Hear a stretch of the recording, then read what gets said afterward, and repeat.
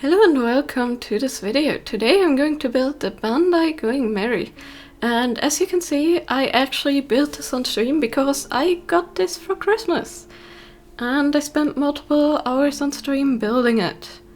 I didn't fully 100% every part on stream, like I did some painting of stuff off stream. But most of the stuff I did do on camera, and I wanted to edit it down to give you guys a good review of the kit. So first of all, we have a lot of parts on spruce trees, and then we have instructions. They're all in Japanese, but the visuals actually show you what you're supposed to do. And this kit is particularly exciting because it's the first time I'm going to use water decals. And I'm going to take you guys on that journey with me because quite a journey it was. So yeah, to start off, I'm using flush cutters, and these are actually fresh flush cutters that I just used for model building, so they're really sharp. And then I'm using my X-Acto knife to clean up the edges, because where the spruce were attached, there is always a little bit of plastic left, and I really wanted to give this the best chance, because I know a lot of people have been complaining that the parts don't quite fit together that well. So in trimming off that excess, I just wanted to make sure that everything sits flush, and then the parts just basically should click together with not really much glue required at all. For very few parts that were selected to use, I did have to use glue, but it is more towards the end, mainly with the figures. Now the kit also comes with sticky decals. These are just normal stickers in colors, and they're meant for the sides and all that kind of stuff. So the metal parts, they come with these, and the snake shape parts for the railings, those come with sticker parts too. And I was a bit worried, especially in the beginning, since there's a lot of parts that are very curved. And it took me a little while to get into the groove, but I actually managed to work out a nice pace to apply these, and apply them especially in the right placement, because there's a lot of stuff that you have to glue around and make sure that it's placed straight. Now later I actually decided to ditch stickers altogether, so that's going to be a thing you will see, but for now I actually really tried to make them work. And they work decently well. If you wanna use stickers, there are some curved edges where you're always gonna get folds and unevenness for these stickers. But all things considered, I think the stickers actually work really well, and they have a nice sheen and metallic effect. I did have one of my stickers rip, but I managed to reattach it so that you hardly can see any of that. But yeah, these are not the most thick stickers, but considering also that they need to bend a lot, I guess they can only have a certain amount of thickness to make sure that they work. But yeah, as you can see, they are really neat, and they do have a decent bit of the top details. The only thing I really struggled with was getting out all these tiny bits out of the pinholes that you have for, I guess, the rivets on the side of the ship. Those really make me struggle. But else, putting on the stickers was actually quite fun up to this point. After putting those on, I wanted to put the sides of the ship on, and then I realized, whoops, I forgot the cannon. So I took it apart. Taking these pieces apart, depending on how much you've already clipped them together, is actually fairly hard. There's some pieces that come off decently easily, but a lot of them are meant to permanently click in place so that you don't need glue. And in all the time I had the model on display and moved it around for cleaning and stuff, I never had a single thing fall off, so that shows how well these pieces actually friction fit together. But yeah, if you don't put them together too much, you can get them off. I did lose the railing in this process, that broke off. I actually mentioned in the stream that I was worried about exactly that, and that maybe the railing should have been put on later.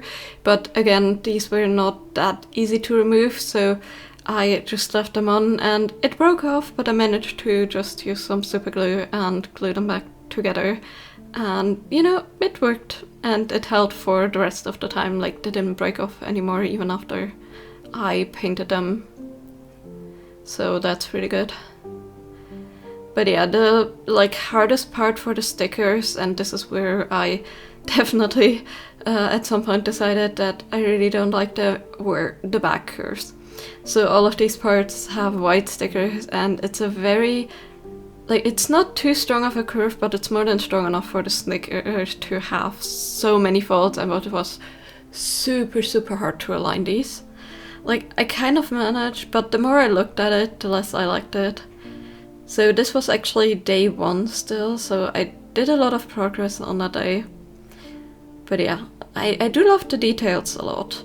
We actually get a little line for the anchor, which as per instructions are gonna be added later. Now the nice thing about the instruction is the numbering actually works really well, and I didn't struggle practically at all at finding the pieces. The visuals are really nice, and the description of the pieces, with the number system and stuff, is also really nice.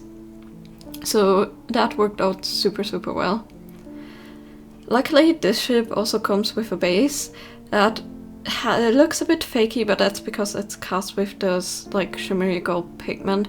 And I found that a lot of times when they have metallic pigments and things like that, the cast gets these casting swirls almost where the pigments moved in the plastic and things like that. So the rest of the colors on the ship were really even, and only the base had those swirls, but you could definitely notice them, but it was totally fine. The base also held up really well. I didn't think it would be that sturdy when you clip the ship in. The ship just sits basically decently loosely on top, but the weight, how it's supported, worked out really nicely. I did mess up once at the hind deck, where I turned around the piece on accident. This one is supposed to face outward, and yeah, that luckily worked, because this one was a bit more loose and easier to take apart. But for the most part, it was super easy to not mess up at all. I think at this point that was just literally my clumsiness. Now, one thing I did notice was that the entire back building had the wrong color.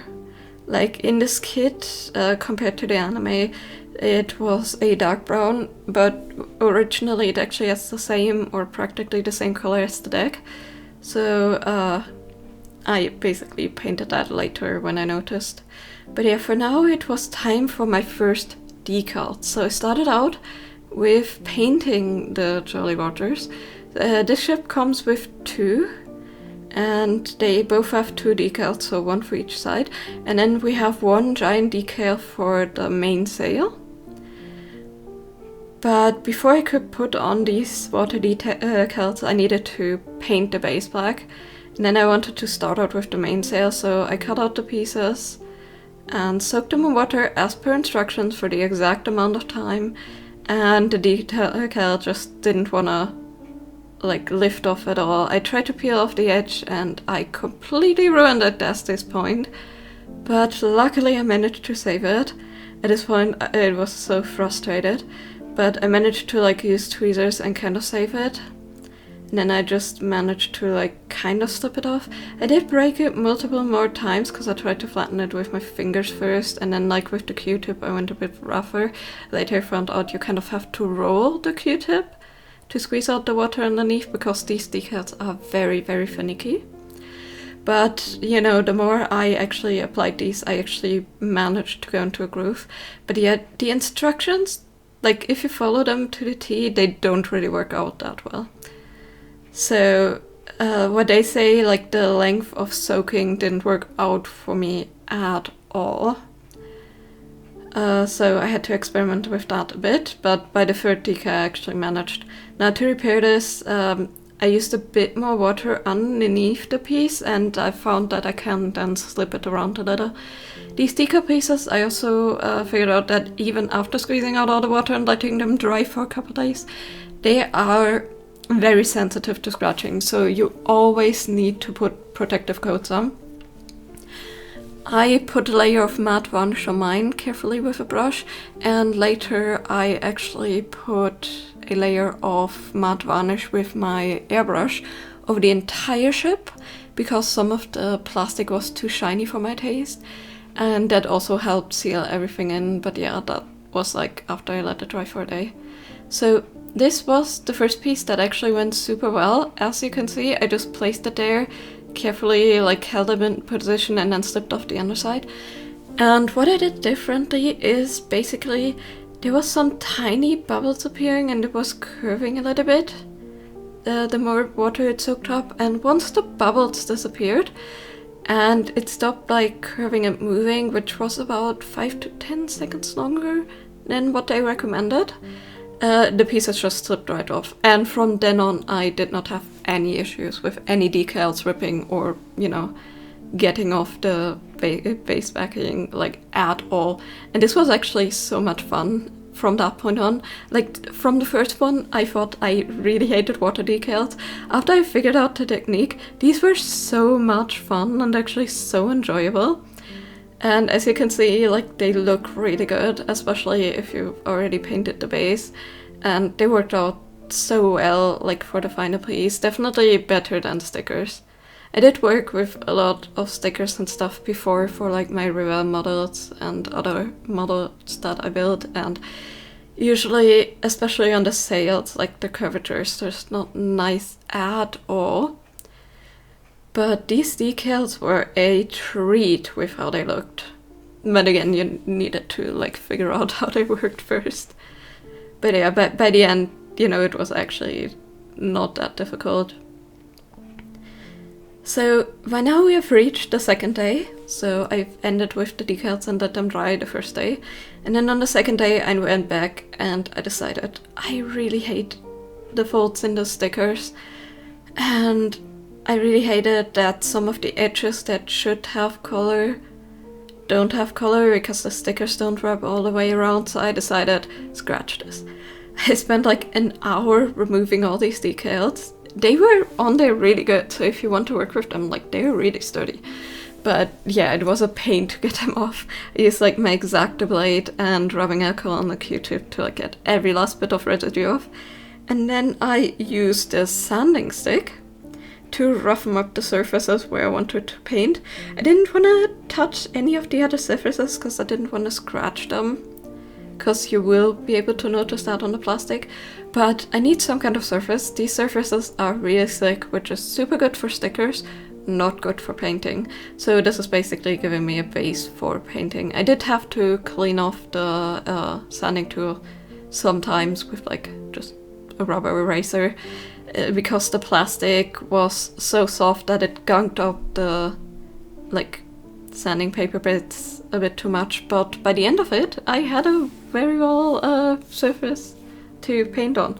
So basically I just use model paints here. They're sturdy and like they hold up a little bit more, they're a bit more scratch resistant, and they cover a bit more and they dry quicker. So these are just Vallejo brand model paints. I use their game and their model colors for most part. I really like them. I think they're really nice paints for miniatures and for dioramas. And I just layered them on. I needed 2, sometimes 3 layers for these, and that's mainly just because although I roughed up the plastic, like I needed to still like apply multiple coats because it kind of didn't fully cover the first layer. But that's not a problem. Like I thinned it down with a little bit of water, and in the end it turned out super well. And then by the end of it I applied several coats of matte varnish just with a brush, just thinly, and then dried it in between with my hot air gun. That actually was the saving grace here, because if I didn't have my heat gun, I bet this process would have taken ages, but I actually managed to do this all in like one longer streaming session, and it worked out really well. So yeah, just painting all the different parts, then adding some matte varnish to seal them, and then painting some more. The matte varnish I'm using here is just some for artwork, so it's not the most scratch resistant. So the final coat of varnish I'm gonna add in the end with my airbrush is gonna like really hold that up. But actually for the like model building time, I didn't have too many scratch offs. I had like one piece where I had to retouch some white paint, but else this held up really well. Now off camera, between the days, this is now day 3, I actually did paint the doors and the windows and just the rest of the railing a little bit more.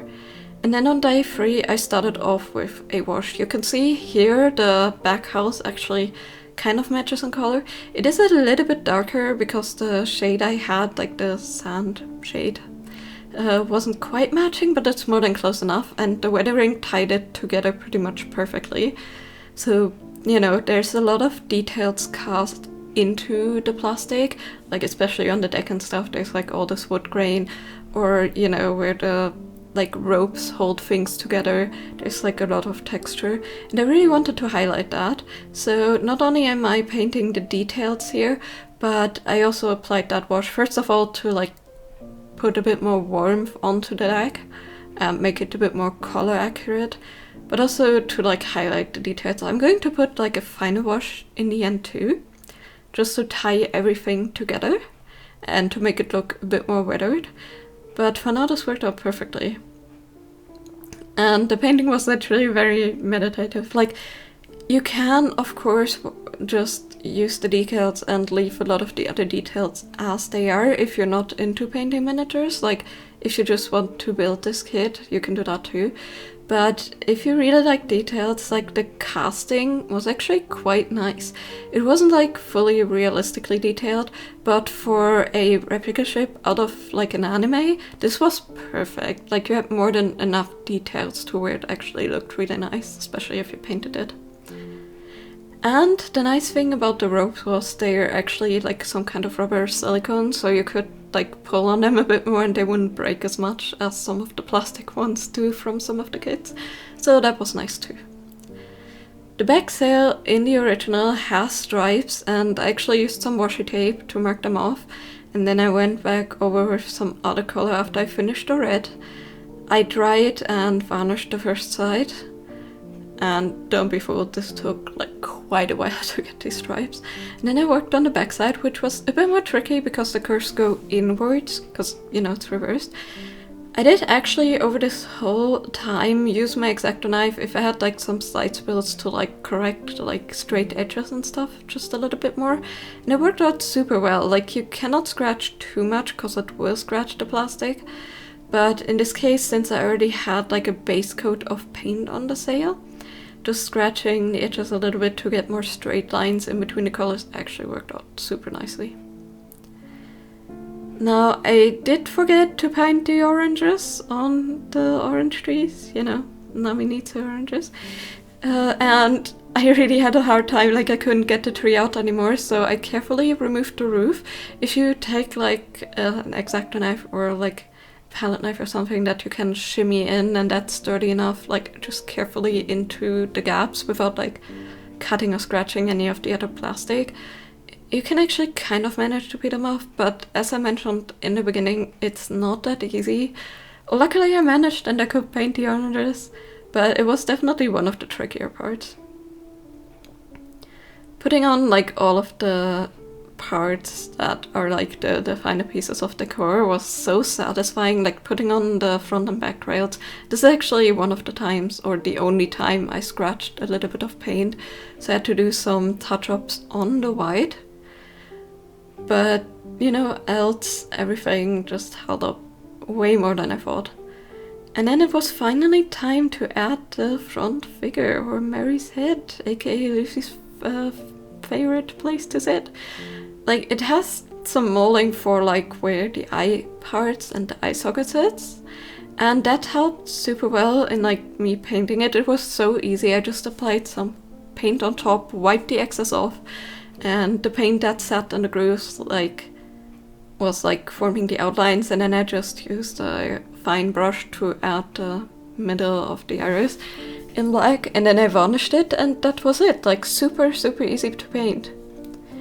Now the last thing that comes in this kit is actually like a lot of little accessories. So you have some crates, barrels, and cannon, you know, because we have a sharpshooter that is very well versed at aiming cannons, as we've seen in a couple of the first episodes.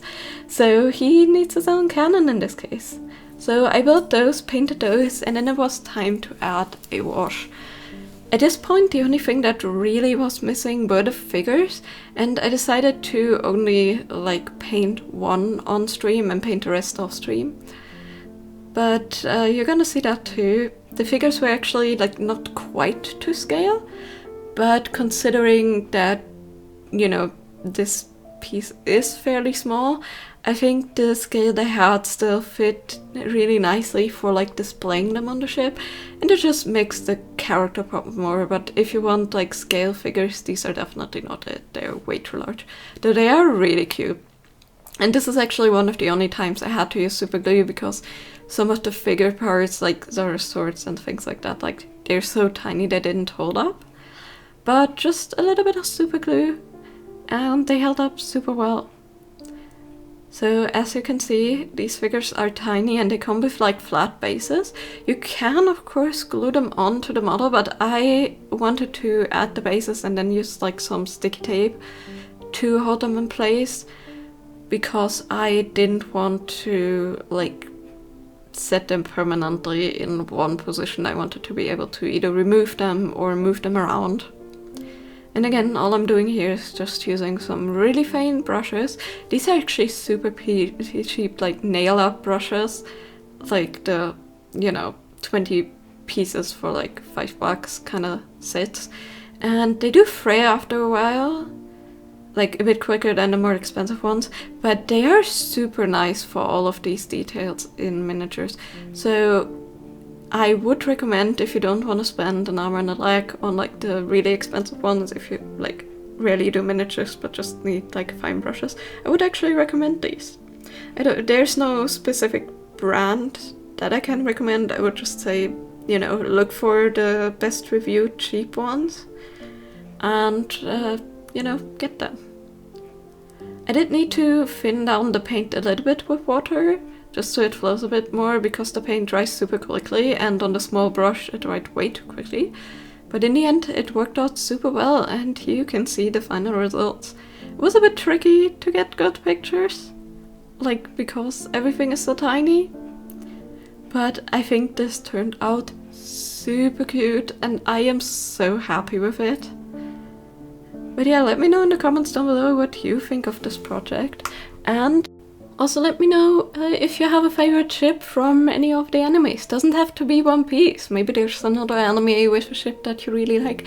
Mine personally is the Going Merry. And my second favorite ship is the Black Pearl from, you know, it's not from an anime, but from Pirates of the Caribbean. I absolutely love that, and I also built the Black Pearl model on stream at some point after this. Though that was a completely different experience because it was a Revel kit. But yeah, in comparison to like all the kits I've built before, like I've built many a model kit before, this one was a treat to work with. It was really simple, the pieces fit together very well as long as you shave off all the excess of the casting. Like I didn't have any problems with things being warped or uneven. I know that some people have been complaining about that. I didn't have a single piece where I had any issues, so that was really nice. Like again, I worked with Revel kits before, and the amount of like ship kits and things like that where faces were just so warped that I literally had to use a heat gun or something to like straighten them is ridiculous. I didn't have a single piece that didn't fit in this kit and that I had to like alter or anything else. So definitely very good quality in my opinion.